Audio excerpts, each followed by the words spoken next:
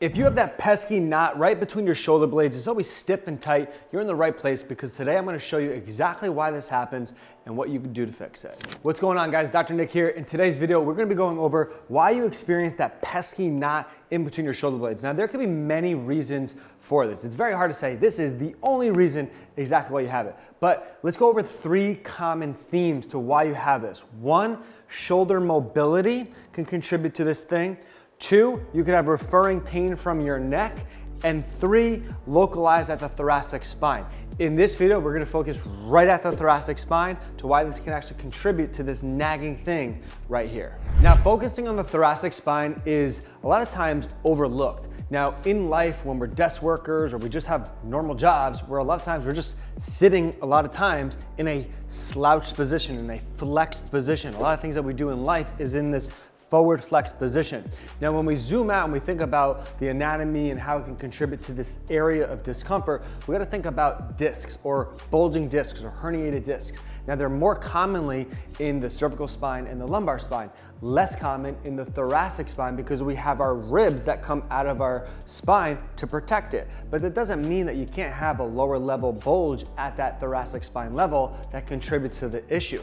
And why do I say that? Is because discs get irritated from prolonged flexion or repeated flexion. So flexion and rotation are typically aggravating factors to those things. So if all day we live in a flex position and we have this rounded type of position, we've got to work on things that get us in extension or the opposite direction to get upright so that we lessen the likelihood of having a contributing factor to this. So let's hit it with a couple exercises. The first one up, we're gonna work on getting the thoracic spine in a stretched position. So I have a little bit of a setup here.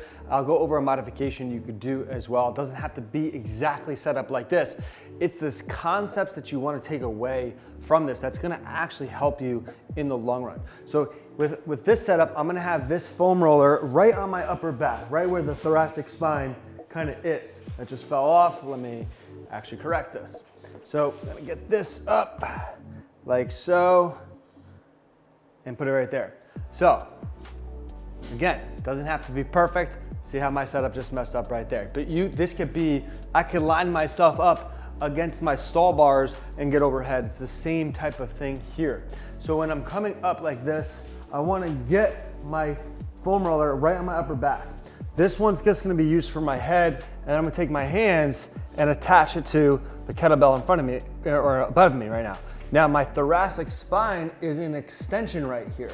So now we're gonna just hold this for a stretch period. We wanna get more duration and time under tension to this. So we wanna get about 2 minutes. So we're gonna do a 2-minute stretch and then also a contraction here. Now the contraction part is we're gonna be going up like this, or we're gonna think about going up like that, but we're not moving because we're gonna be in that position. We're just focusing on generating force out of it. So imagine I'm here like this and I'm going into extension. I'm getting time under tension. So I hold this for 2 minutes. After 2 minutes, I'm gonna think about curling up against this and I'm gonna hold that contraction for 10 seconds. So I'm pushing up hard against this kettlebell with my abs. I'm trying to go like this and with my arms like this, and I'm feeling it work all of this area. I hold this for a duration of time, 10 seconds, and then I relax and I try to sink further in with my back into the stretch. And I could even maneuver the weight a little bit over my head further to get more into the stretch. And I'm just gonna hold it.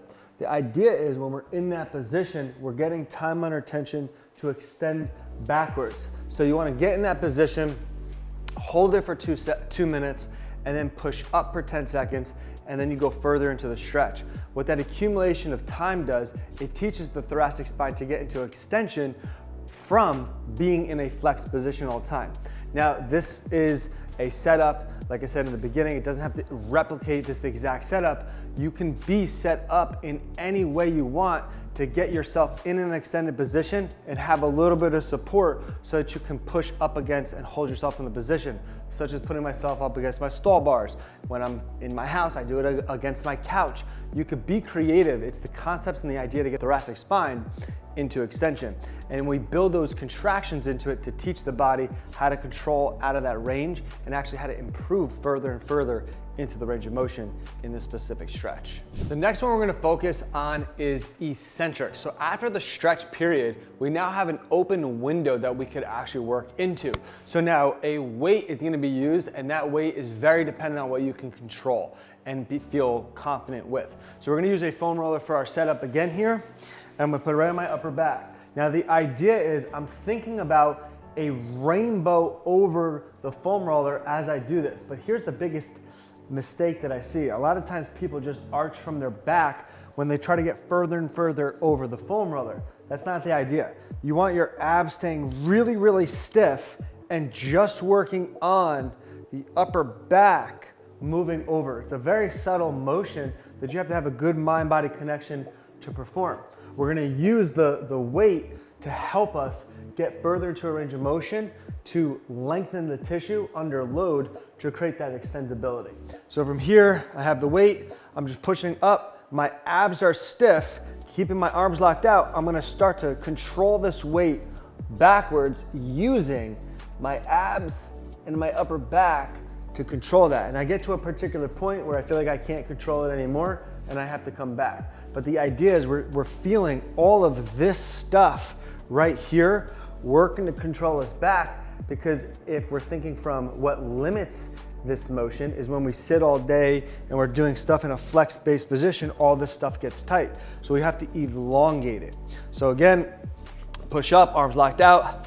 I slowly arch over the foam roller as a rainbow effect, get to this point, and that's where I got. And from here, I'm just gonna repeat this. I'm controlling this motion. I'm not going really, really fast.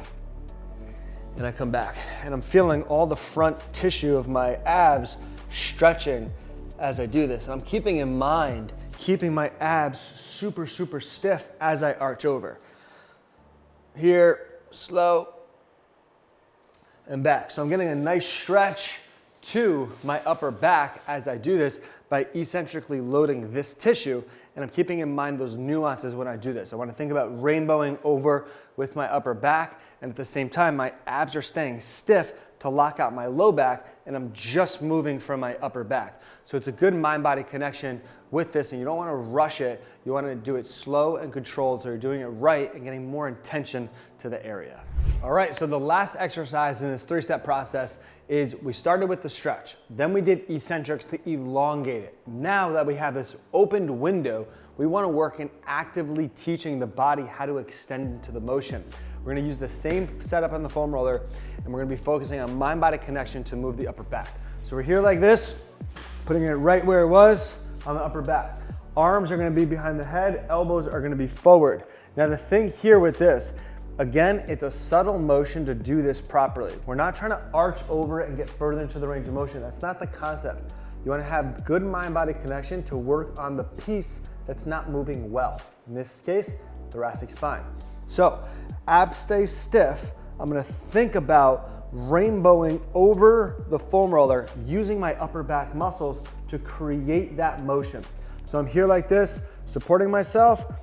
I use my upper back muscles to arch over it. That's all I got right there, because if I go any further, I'm just gonna disconnect from my abs and move from my low back. So abs stay stiff.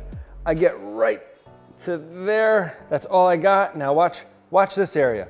If I default and I let go, I can get further, but I'm just moving from my low back. Abs stay stiff, arch over, come back. Arch over, come back. Now with this, you also want to keep in mind not just jacking your head up like this and doing it.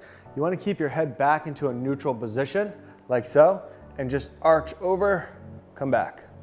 Arch over, come back. I'm using my upper back muscles to pull myself over the foam roller and come back. I like to rep it out here, about 3 sets of 12 to 15 to get more input into the system. But the idea is, again, mind-body connection to arch over that foam roller and create that activation that the thoracic spine needs so that it can stay more upright versus just being flexed all day. So there you go. I hope you gained some valuable insight into this and why we focus on just the thoracic spine and a 3-step process to move that thoracic spine better. We started with a stretch, then you eccentrically load that stretch, and then you work onto activation. That's a typical 3-step process that I love doing in terms of improving mobility, because that's more strategic, that's more nuanced, that's more intention to actually get mobility.